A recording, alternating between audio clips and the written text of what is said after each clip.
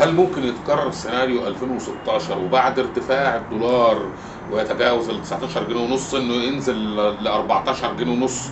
يعني هل الدولار ده ممكن ينزل تاني؟ لا لا، هذه المرحلة تجاوزناها. أنا كنت طبعا أتمنى إنه ينزل ويحصل حالة الاستيبل والتوازن. لا طبعا.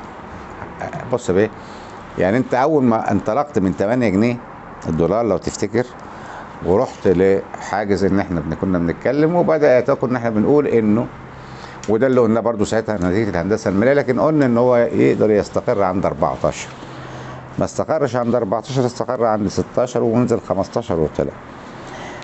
لو كنا بقى عملنا اللي احنا بنقول عليه ده، سهلنا الاجراءات وخلينا القطاع الخاص وفتحنا المصانع وقلنا يلا دي مناطق صناعيه وهكذا، واعتمدنا على الثلاث خلطات الطبيعيه على المدى القصير، الصناعه الصغيره والمتوسطه، كده انت بدات تبيع الشركات وما فتحتش اسعار الاراضي اللي بيتكلم فيها السيد رئيس الوزراء بتاعه الاستثمار عاليه جدا.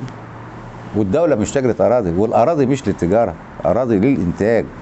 يعني دعوه يعمل اديله الارض وخد قسطها من انتاجه، وما ما تملكش الارض.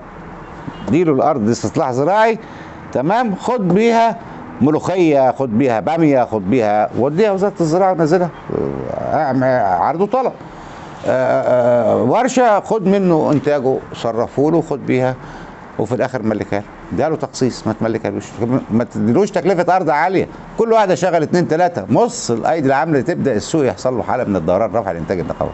طول ما انت بتفكر بفكره تاجر، ده مش فكره تنموي. التنميه المستدامه على طول. تعالى الجزء بتاع من الوادي لغايه البحر الاحمر، خد قدام بني سويف كده لغايه البحر الاحمر، خد جزء منه هيبقى منطقه تجديد عمراني، ومنطقه ثانيه تبقى تعملها استصلاح اراضي، ومنطقه ثانيه محاجر وهكذا لغايه ما تصل البحر الاحمر، تعمل قدام بني سويف غردقه جديد، وقدام المنيا غردقه، يبقى عندي 10 غردقه ايا كان اسماء. يبقى انا عندي هنا اقتصاد سياحي واقتصاد زراعي واقتصاد صناعي واسكان، ووسعت واستغليت الصحراء الشرقيه دي كلها ووسعت وعملت التوزيع الديموغرافي. كلام غريب؟ مش غريب. اعمل اعاده توزيع بهذا الامر، واعمل بنك اسمه بنك الارض. لا اروح محافظه ولا اروح وزاره ولا تحت الترابيزه، خرايط كده. انا عايز ورشه 100 متر، ادخل البنك احجز الورشه 100 متر واقسط مع البنك، وبعدين برفق بعد كده زي ما ده بيحصل، لان انت يبقى عندك اقساط. 3% من رقعه مصر زياده تقفل لك الدين الداخلي بالكامل على مسؤوليتي.